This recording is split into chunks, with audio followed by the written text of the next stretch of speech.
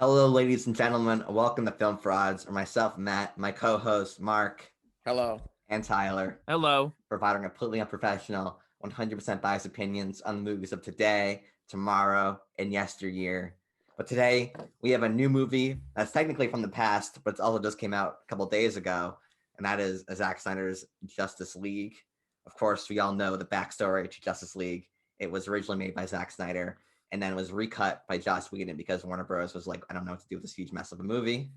And it follows all your favorite DC characters as they get three cubes and then put them together and then Take them apart. let's do a pour with something. That's like pretty accurate, right? Yeah, I think so. Yeah. Okay, Mark, what did you think of? What are your non-spoiler opinions on Justice League? Wait, which one? When we say Joss Whedon Justice League, we refer to it as the Justice League. The Justice League. Okay. Yeah. So we're talking about Justice League. Justice League. The Okay. real one. Yeah.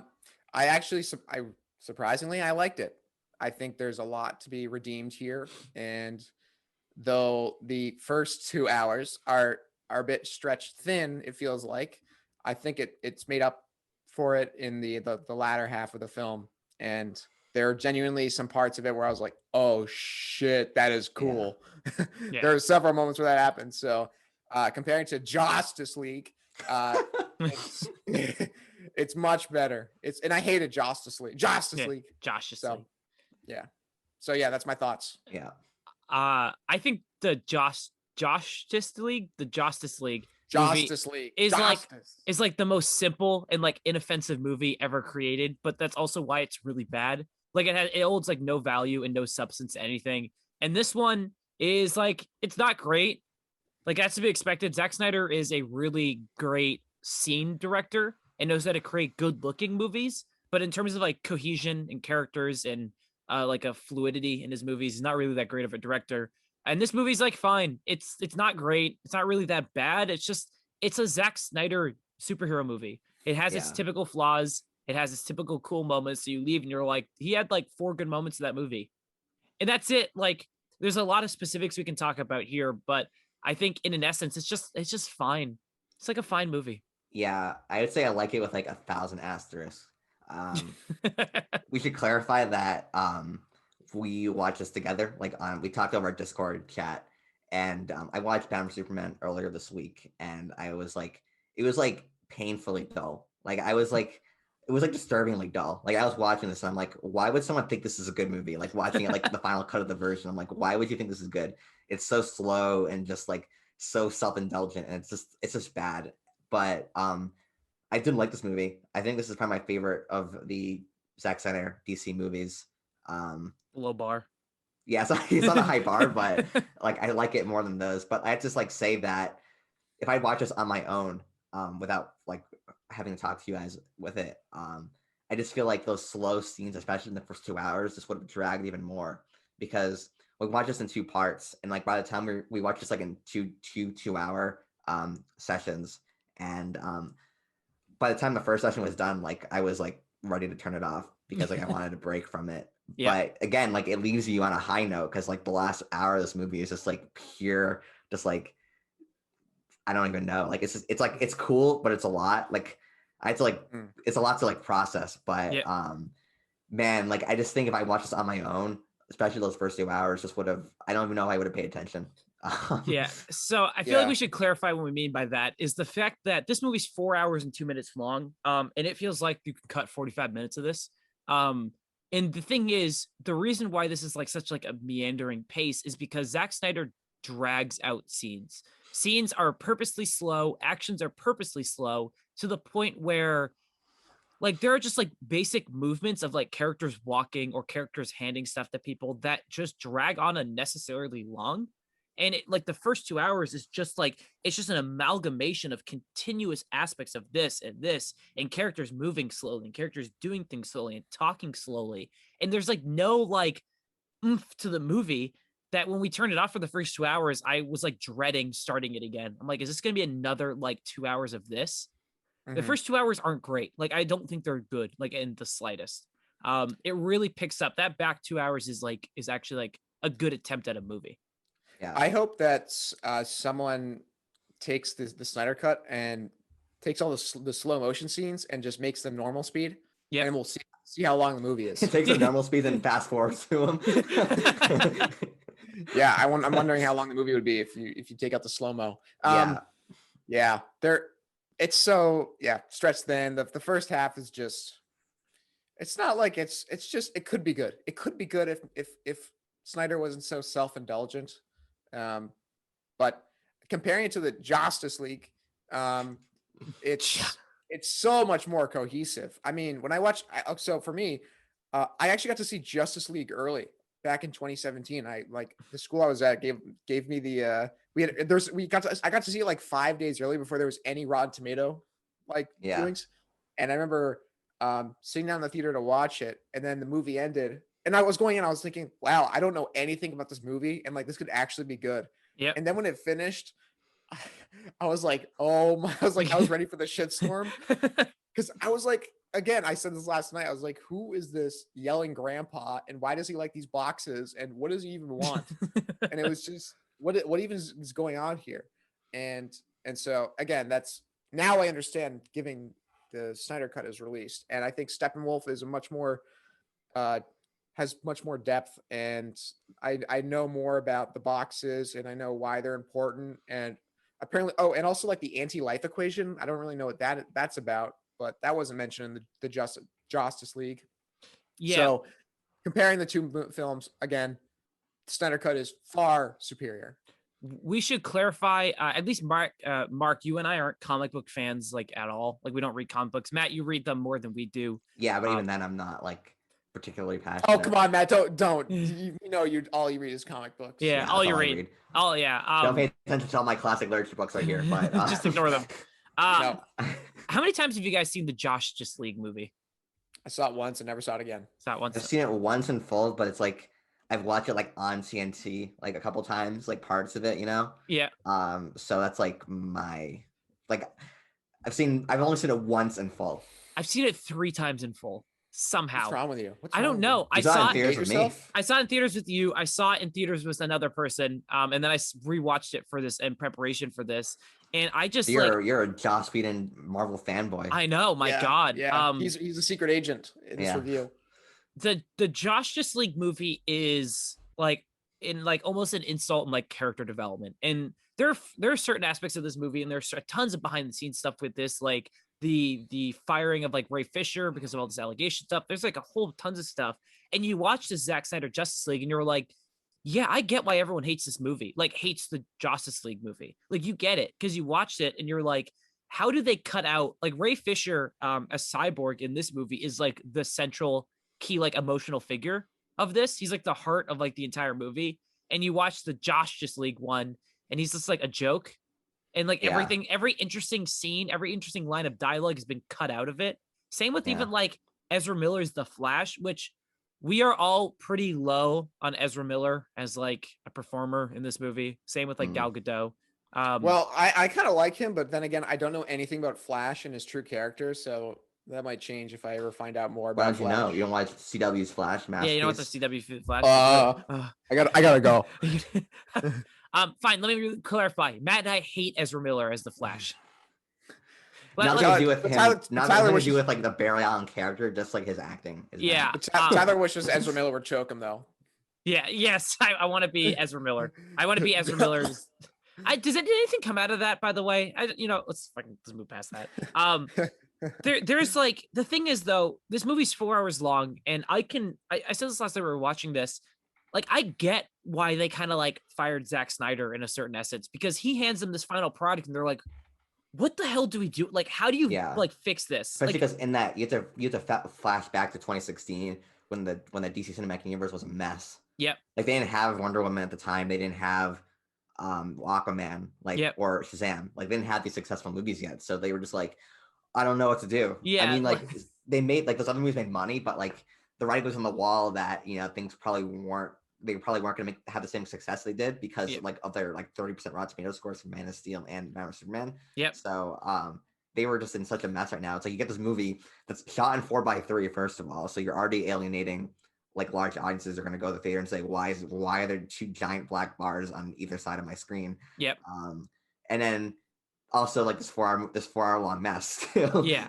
Which also like it feels like all of the scenes like are necessary to a certain extent. Yeah, I would say like because this movie could be edited down. Like there could be like moments in scenes that could be shot that could be cut away with, and you could probably still cut off like a good hour of the movie. Yeah, this There's is no at like individual scene, like whole scene that I think should be taken out. Yeah, Just to clarify. this movie is at least 3 hours long on a final cut edit through. You cut out the ending, like, because there's an epilogue to this, and you cut that out, and this movie's at 3 hours and 30 minutes. I bet you can trim 25 to 30 minutes off of this, but you're still like getting like a butchered product in a sense, because 25, like, I don't know where they cut off 25 to 30 minutes. So this movie is long. It's not going to be able to be played in theaters because from all accounts, like the longest a movie can be in theaters to still like get the most amount of showings is like 3 hours. Like we saw that with like Endgame and stuff like that.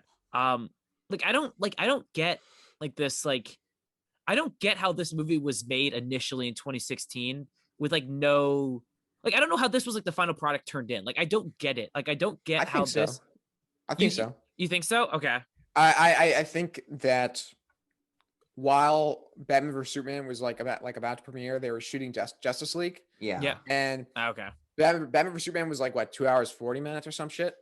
Yeah, it's long. And so that was, it did well in the box office. It was kind of like a critical failure.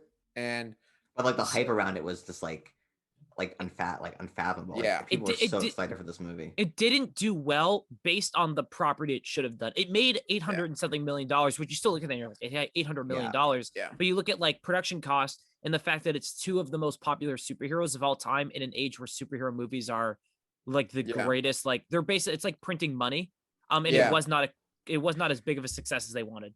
And so before that happened, they were shooting Justice League. I presume, this is me theorizing here. And so I believe after Batman vs Superman, I think one of the complaints was it was too long and stretched thin. Shocker. Yeah. And I think the president of Warner Brothers said like the Justice League needs to be under 2 hours. And so Joss Whedon then came in eventually and he had to like try and salvage the story by putting it under 2 hours. I think it's an hour and 59 minutes. Yeah. And try to make something cohesive. And so I think that's why Snyder got away with so much footage, is because that rule wasn't in place until after Batman vs Superman. So does that make sense? They're filming at the time when like everyone was like sure that BBS would be like this masterpiece of a movie. Yeah. It was going to make this bank. So yeah, I can kind of understand why he got away with it. Well, there's also the initial idea to split this movie into two movies. Mark, you said like the Infinity War Endgame kind of stuff, where you just have so much content that you have to split into two movies. I think it would have worked. Hold on, you guys, I have to sneeze. Hold on. You could have like cut it during like you could say like the climax scene for the first movie could have been like the sewer fight maybe.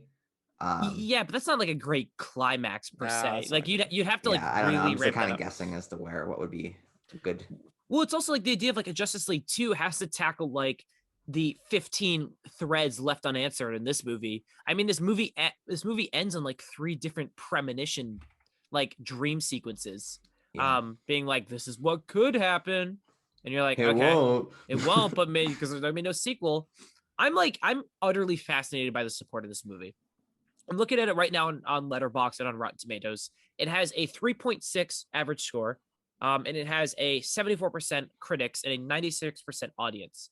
This movie's getting a lot of support. I don't think it's that good of a movie based on its average scores. But you have to wonder how many like casual fans are actually seeking out this movie as well. Like, is it just diehard, just as like DC fans, or is it like the average Marvel movie watcher is like that person gonna go and like get an HBO Max subscription for the sole reason to watch Zack Snyder's 4-hour-long Justice League movie? So do I know? I think it is. I think you talked about this last night, Matt. You mentioned a point. You're like, this is the first like big blockbuster movie I've seen in like over a year. And I wonder if this is now like people's like big blockbuster event that they go to and find like, and this is why it's like so popular and so many people are talking about it. It's like a massive thing in like film discourse and film culture right now. It's like, hey, look at like a director made his vision. And like people, and it's not even just that. It's like a blockbuster vision. Yeah. Yeah.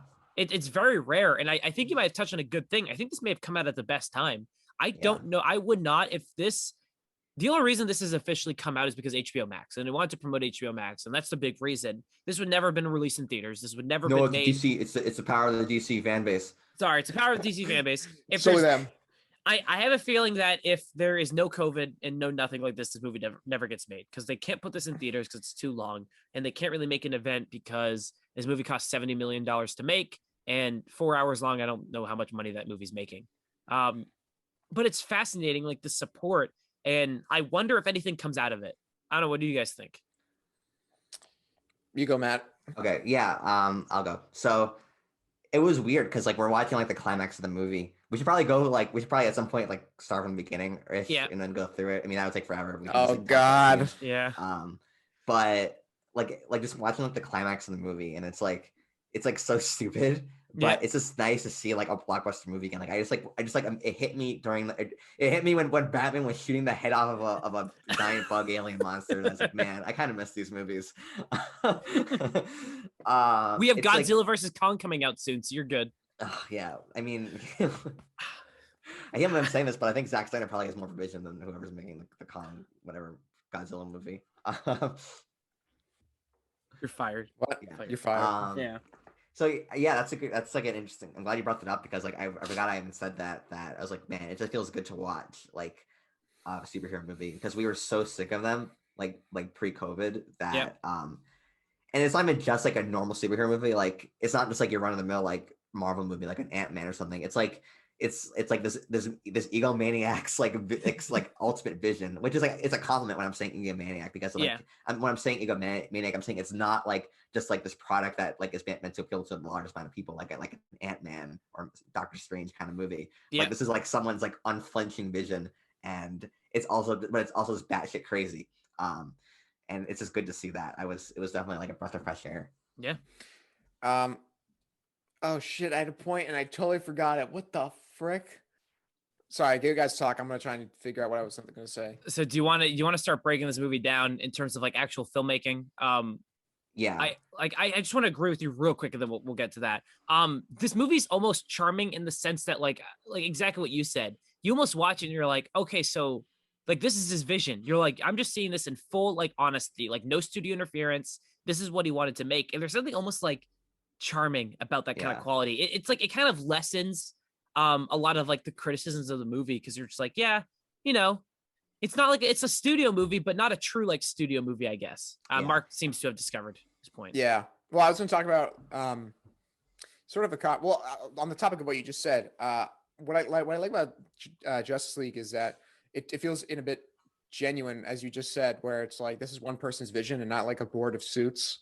Yeah. We're like, we need to maximize this to make these profits, and then or like we need to make these toys and have these characters so we can monetize that. So watching this, I was like, oh yeah, this is pretty cool. This is just one guy's interpretation, and that's awesome. And then also what I wanted to talk about was is superhero fatigue.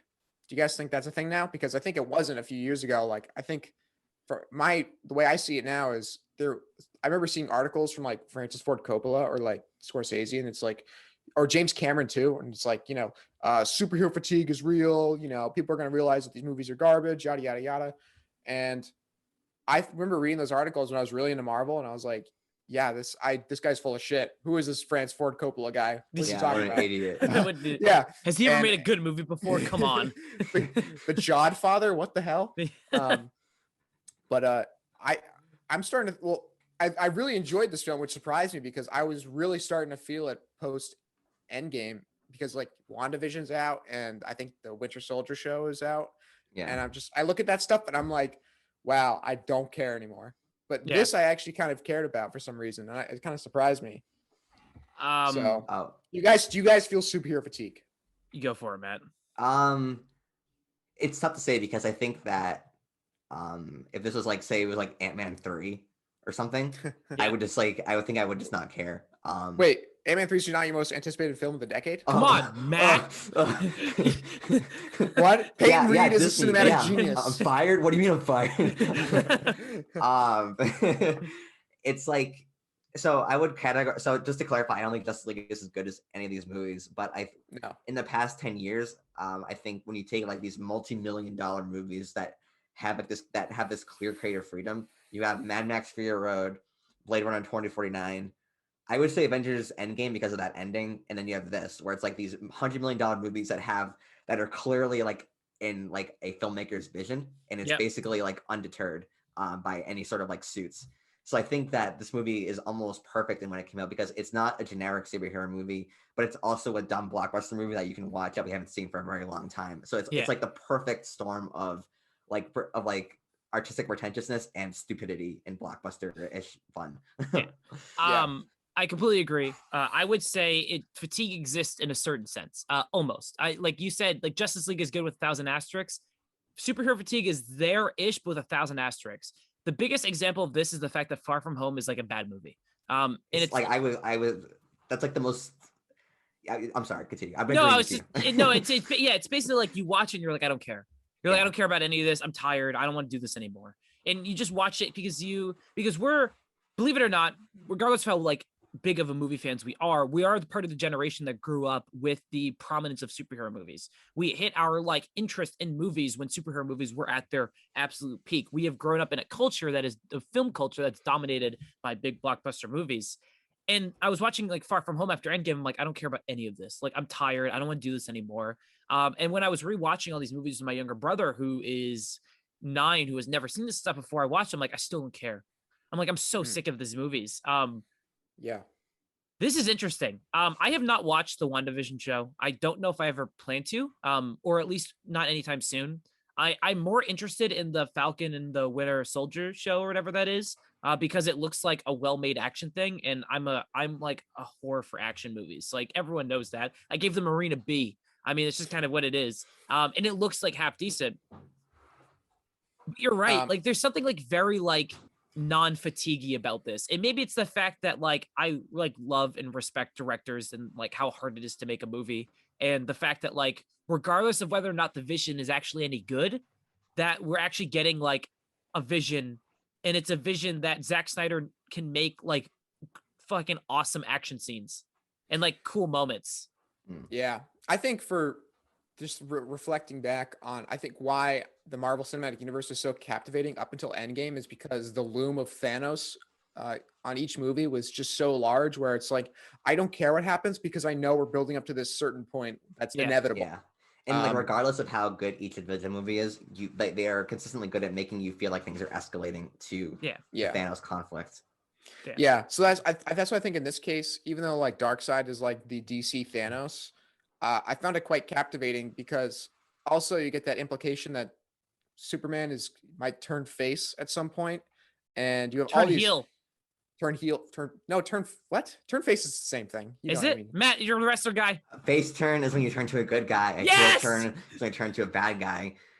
Get your facts straight. Yes, get canceled. I'm gonna rewrite the laws of English. And I found it quite captivating. Maybe it's because is this movie don't high five, not in my presence. This movie is captivating because maybe we're dealing with heroes who we're sort of in a sense this is like fresh ground almost. I mean, we have the superhero movie, like the Superman movies, Batman vs Superman, Wonder Woman movies, but in some way it feels very fresh to see like, oh, what are they going to do? Like, what's the capability here? And then also seeing Darkseid and like him looming over everything. And I don't know, there's a certain freshness to this that I can't exactly pinpoint. I think it's fresh, and I think it's this because a big reason why we don't like the Justice League movie. The Justice League is because it's a Marvel movie. And it's a Zack Snyder grim, dark, like somber, like reflection about like superheroes, but like they just like reskinned it to make it a Marvel movie. And this one, the compelling part about it is Zack Snyder likes to like deify and then like dehumanize and like weirdly like treat his superhero movies with a sense of awe, or superheroes a sense of awe, but also a sense of like these people suck and like everyone's miserable. And it's like almost like it's not good, but you have to respect like the change from like could be comedy to like Superman's like a brooding, like miserable dude. And you're just kind of like, I kind of respect it. It's not good, but I respect it. Also, like he's like more respectful to like, okay, we're getting into weird territory here, but he's more respectful to like the female characters in this movie than Joss Whedon is. I mean, there's no like scene, there's no like awkward like comedy scenes with the women and Yeah. like stuff like that. Like they're treated like Lois Lane, Martha Kent, and Dina, whatever, Wonder Woman Diana are all Prince. treated with more respect, I think, in this movie than they are Yeah. in Justice League. The Josh League. Zack Snyder respects his characters to a certain extent, and like it's like I watched the trailer for the Falcon and the Soldier, Winter Soldier character thing, and the dialogue seems funny. Like they have good chemistry, but I don't know if I'm really in the mood to watch like a quippy like one-liner show right now. Like I'm just like it just doesn't seem like it's that kind of like year or like time to really deal with that. And for some reason, this just like kind of clicks. Like there's big spoilers for the end of Justice League. But when Superman comes back at the end and is like mercilessly like beating Steppenwolf into the ground, like you see him in the background, he's still just punching him and stuff like that. You're like, this is awesome. You're like, I dig this. Like, I like this kind of aspect of it. Or when he's like taunting and like kicking the shit out of him, like flying through the air. It's kind of refreshing in a sense. Yeah, no, I agree. What I think I look forward to see, well, again, we don't know if there's gonna be a true sequel to this, but how Darkseid will be fleshed out. Because like what, one of the things that Marvel got so right was the ambiguity of Thanos' plan. Yeah. And Darkseid, the villains of DC just seem to be dark for their own, or like bad for their own sake, which is not exactly captivating. Yeah. But yeah, that's my 2 cents. Do we want to get into the actual events of the movie and what do we have to? Do we have to go down the road of every single other YouTube? No, let's talk about like changes that are for the better. How about that?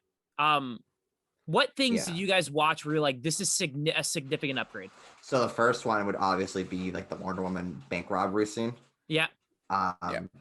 Like in the it's more gritty, which is good. Like when she shows up and is just like, what's wrong? You can hear like crumbling in the background. Yeah, my mom is getting rid of coasties.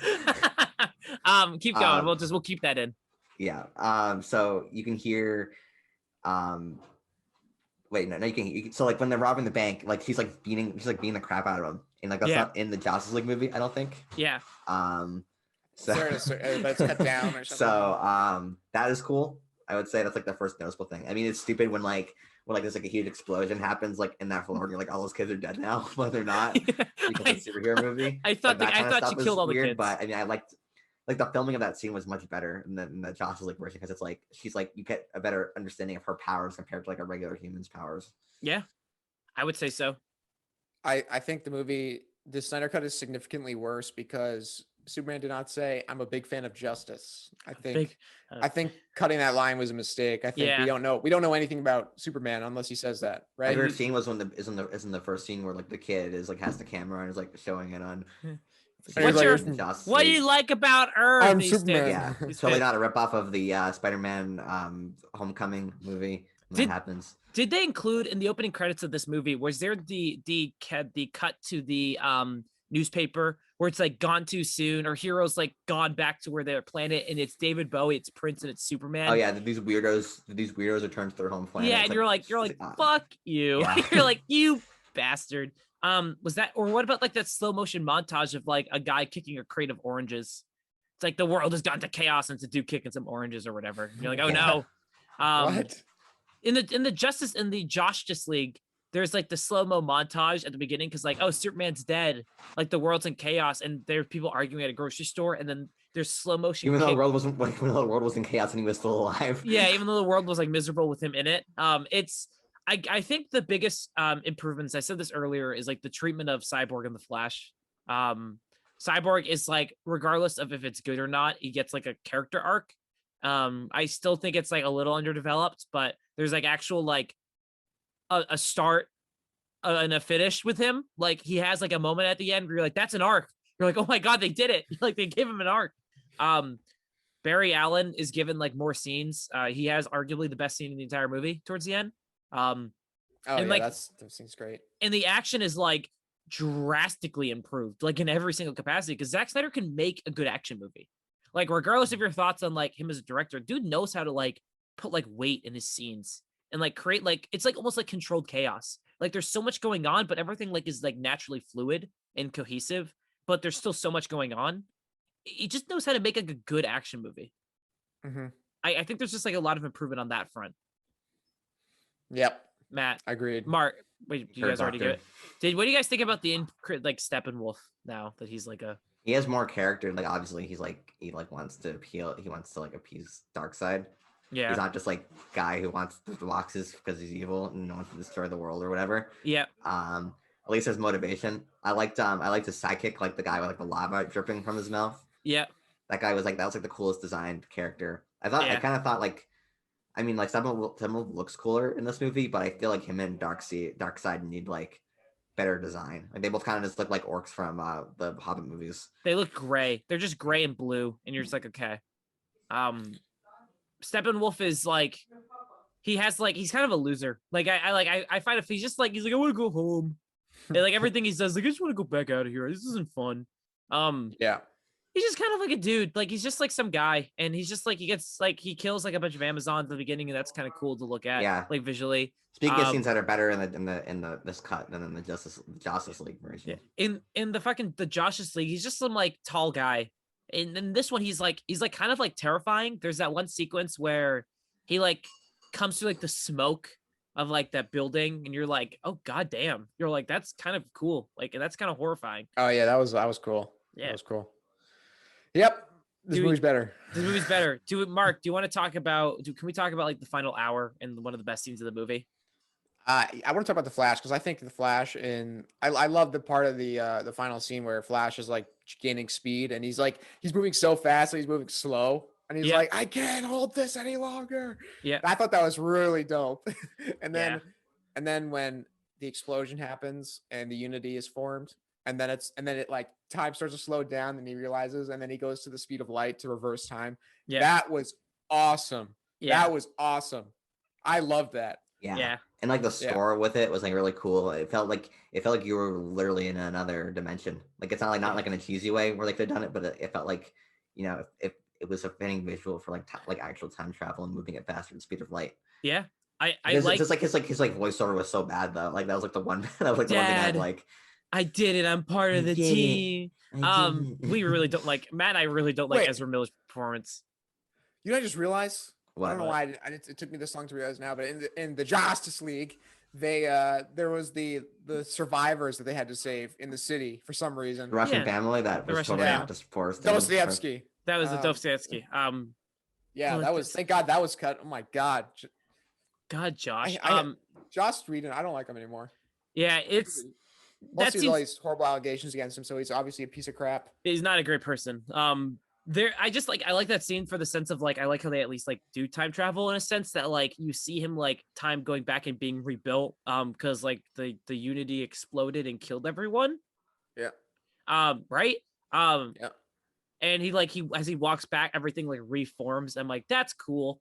Some of the special effects in the movie still need work, but that's just kind of be expected. I mean, it doesn't. Which special effects? Which ones? Everything like a lot of stuff with Cyborg. I think like there are shots with him that I think need to be redone. A lot of the Amazon stuff looked pretty bad. Yeah, like a lot of the background stuff I think still needs some work. But I mean, like what can you expect? I mean, it's basically like a retooling with given limited money, and the fact that like some stuff looks so phenomenal, you're like, oh, that's like an achievement of its own. The Flash is like, again, I'm not really a big fan of his performance or his character, but he has like a lot of like cool moments. One of the biggest like upgrades to me in the movie was the Rebirth of Superman. And because in the Justice League one, it's like a farce, like it's like a comedy scene, and in this one, Superman's like a force to be reckoned with. Yeah, he's like a monster, and you're like, oh, this is like significantly more interesting. and Batfleck's reactions to him, he's like, he's like, can't believe the power that he's about to face. Yeah, he's like, I'm gonna die. Screwed. Like all that stuff was really great. It's like, fuck, where's my kryptonite? Oh shit. Oh god, it's so screwed. And the color was still in it. Yeah. You know? Sorry, Zack Snyder. Yeah.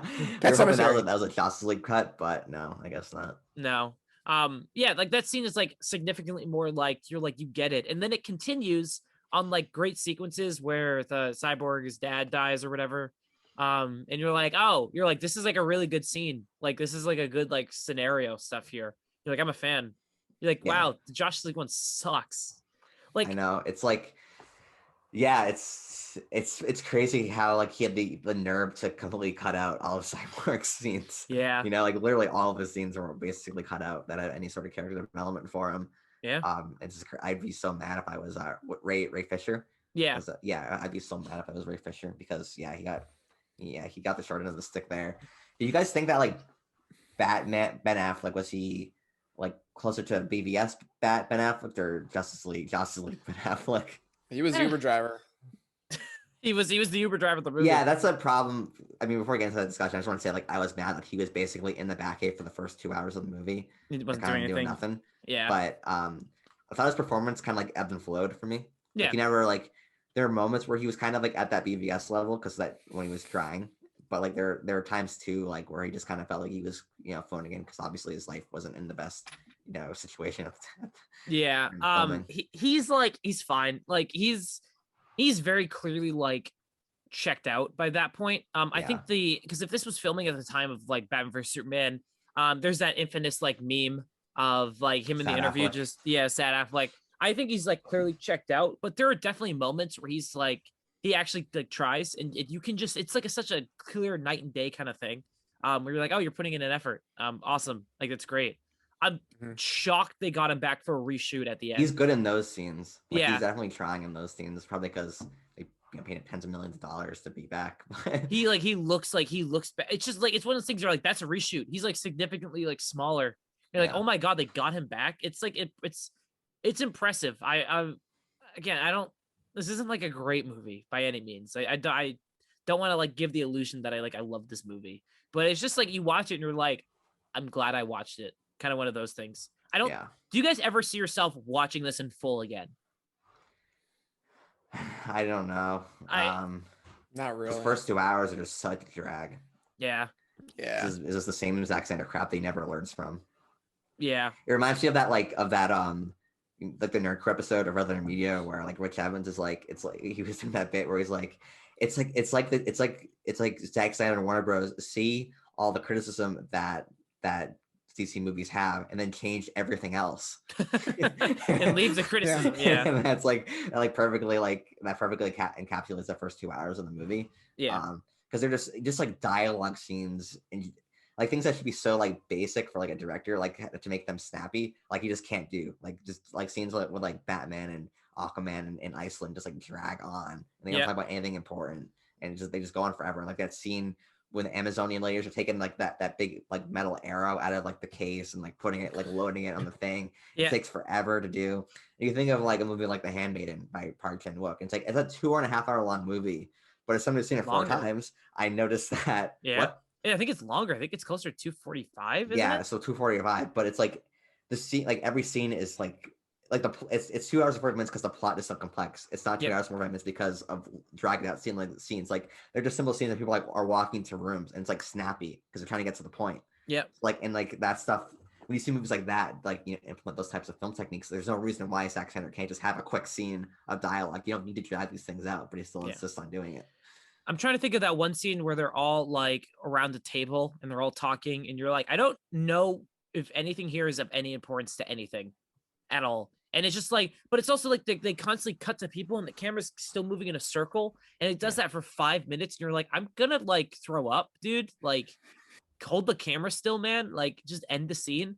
Yeah, but it's like a circle because it's like the unity and they're like a team and it's like it goes in a circle. Get it? Because that's filmmaking. Times a flat circle. I must say, even on this final cut, that sequence when they're in the little like water tunnel thing still sucks.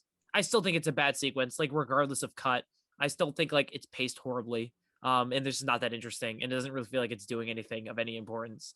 Batman like brings in a night crawler kind of thing to get immediately destroyed in 30 seconds. And you're like, oh, okay, like cool, that's fine. I don't have a ton to say about this. I think it's just like it's a Zack Snyder superhero movie. And if you're a Zack Snyder fan, you're gonna like this movie. And if you don't like his movies, you're not gonna like this movie. That's it. It's the journey of this movie is more interesting than the movie itself. Like that's like I think it just boils down to that. I never see myself rewatching this in full. This movie is like has enough sequences where I can see myself going, I want to waste 5 minutes. I'm going to look up like the Superman return sequence or like the Flash like turns back time or like any Cyborg. Like I never see myself sitting down and like trying to watch all this in like 2 nights or a night again. Like I just don't. That's not how I like watching movies, and I don't want to do this again. Yeah, it's easy to like because of that last hour is so great that you have to remind yourself that the first 2 hours are just this big drag, and you have to like add loads up because the movie's so long it's impossible. It's difficult to look at it like in like as like a whole movie. Yep. But yeah, I can't deny the fact that those first 2 hours I was like, what is this? Yeah. This is terrible. I also like I think like there's an epilogue in this movie takes like 20 extra minutes to end, and you're like, I don't okay. Like I don't it's know. All like it's just like pointless dream sequences. Like it's not like they're kind of like cowering away from the fact like they don't want to go too crazy. They don't want to go full Mad Max. Yep. So they're like, oh, the dream sequence or a vision, but it's like just cut to the interesting stuff. Don't like tease us with it and then not follow through on it. Yeah. All right. Do you guys have any final points? Any final things to talk about? Anything at all? Zack Snyder. Thank you, Zach. Yeah. We salute you, Zach. Thank you. I would say I thought it was cool when like I'd say like a problem I had with like the ending was that like when everything like blows up, like when like the boxes all explode and like everyone dies briefly. Yeah. Like, that kind of came out of nowhere for me. Like I didn't know like that was like a risk that was gonna happen.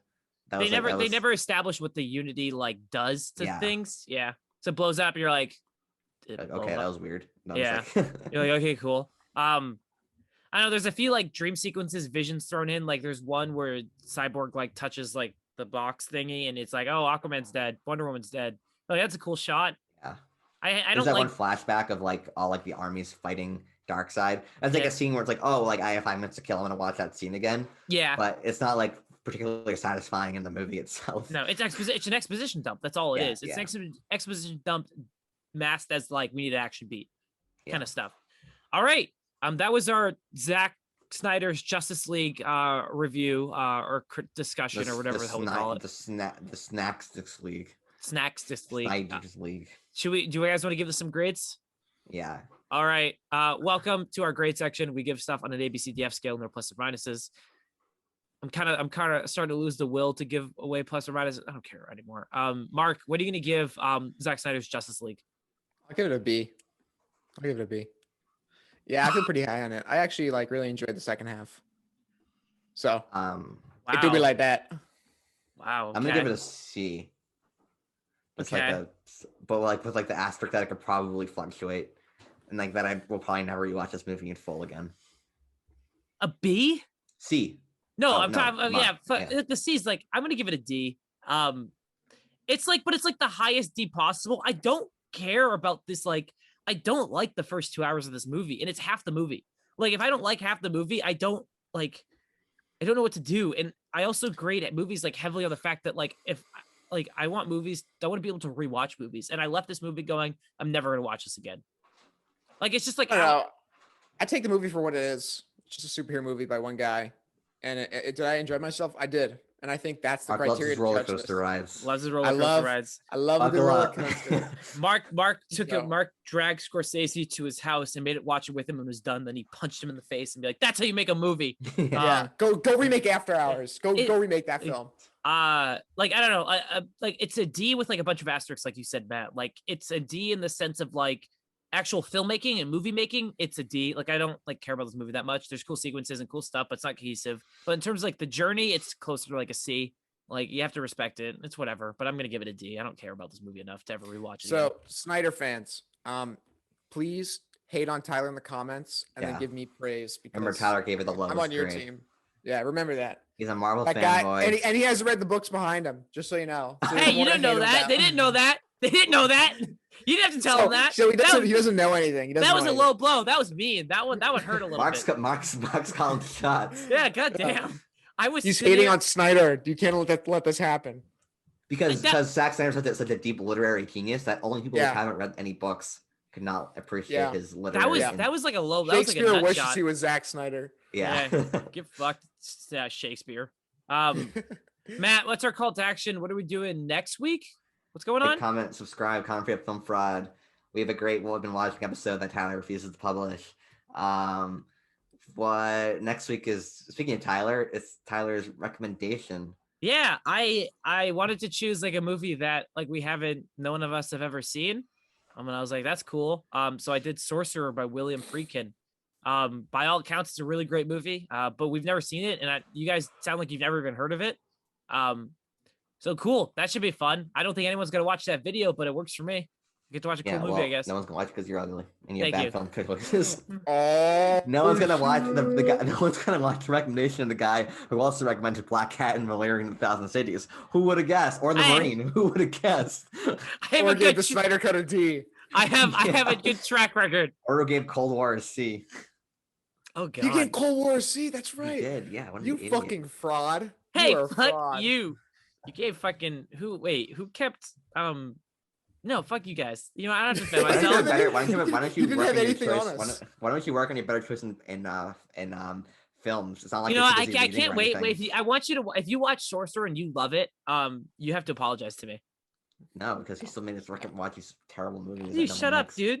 Oh my You god. haven't even seen Sorcerer, so there you go. He Yeah, doesn't know. If you're a if baby. it's good, he wouldn't have recommended it. I also Yeah. recommend. I didn't recommend 12 Angry Men shit. I also recommended what's my director series again? Well, we literally forced you into using Wong Kar-wai because you're gonna do Michael Mann. Yeah, I was gonna do Michael Mann. We bullied you into doing Wong Kar-wai instead. I recommended.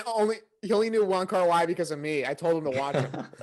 I recommended So Burning. it's really my recommendation. It's my Shut recommendation. up, you idiot. Oh shit, I don't have a good track record, do I? I'm looking back. I did La La Land movie in the Film Prods Hall of Fame. What's up? Patterson doesn't have a single movie in the Film Prods Hall of Fame. Do I not? No. Hold on. This is confirmation that we'll end the episode. Hold on. Where's our Film Prods Hall of Fame? Here we go. He's gonna put something in there Handmaiden, like The Wrestler, Boogie Nights, Cavalry, Park Chat Old Boy. I can't read. Sympathy for Lady Vengeance, that was Matt. I Fuck. picked that. 12 Angry Men, Aliens, Dr. Afternoon. Shit! I don't. Maybe Matt, this high five. shit. But He's gonna stare at the wall, just like thinking like, what am I doing in my life? What what movies am I doing with watching? life? What Look is at the this? movies I'm recommending. I He's don't gonna read start, my book. eating his books and hope that he can retain the information from them without having to read them. Go me. It's This has true. been like a shit on Tyler day. I woke up feeling great. I'm not sick anymore. I'm like, oh, this is awesome. Only to be my heart is sick because you guys are mean to me. Okay. You invited on. I'm gonna throw it out. I'm just gonna throw this out there. You invite it onto yourself. I do actually. Okay. Thank you guys for watching. This has been a fun episode. Except for that last 5 minutes where now I'm gonna end this and go cry. Thank you guys for watching. And I get the final word.